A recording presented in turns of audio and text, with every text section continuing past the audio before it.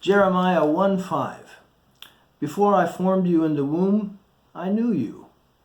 And before you were born, I consecrated you, and I have appointed you a prophet to the nations.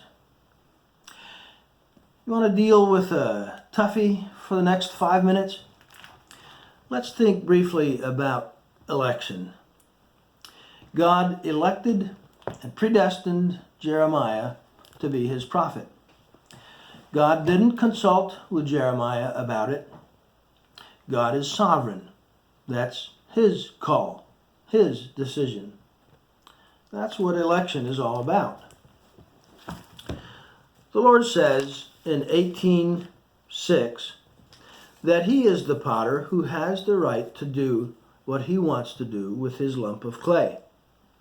Can I not, O house of Israel, deal with you as this potter does, declares the Lord? Behold, like the clay in the potter's hand, so are you in my hand, O house of Israel. And Paul, in Romans 9, verses 22 and 23, states out in the open what troubles us, frankly, about all this. Listen, 9:22 and 23. What if God, although willing to demonstrate his wrath and to make his power known, endured with much patience vessels of wrath prepared for destruction, and he did so to make the riches of his glory upon vessels of mercy, which he prepared beforehand for glory. Those who reject the biblical concept of election protest, but why would God create people that he knows are going to hell?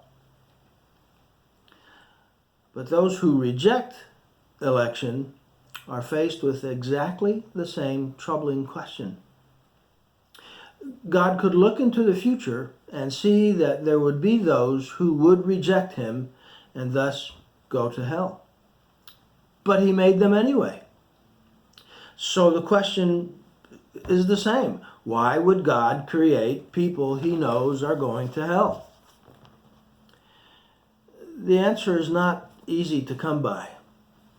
But Paul tells us in these 2 verses about God's purposes: to make his power known and to make known the riches of his glory.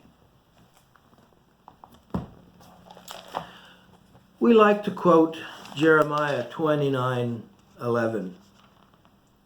For I know the plans I have for you, declares the Lord, plans for welfare and not for calamity, to give you a future and a hope. Why does this give us hope?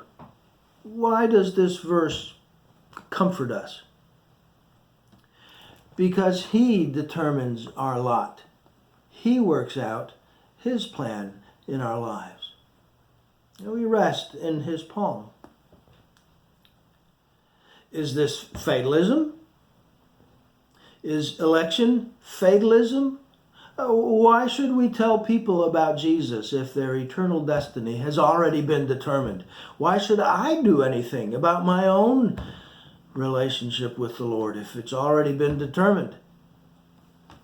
No. Look at 29:12 and 13. Then you will call upon me and come and pray to me, and I will listen to you. You will seek me and find me when you search for me with all your heart. The sovereign God demands a decision on your part.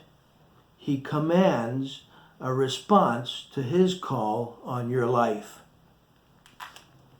See, I have set before you life and death, the blessing and the curse. Choose life that you may live,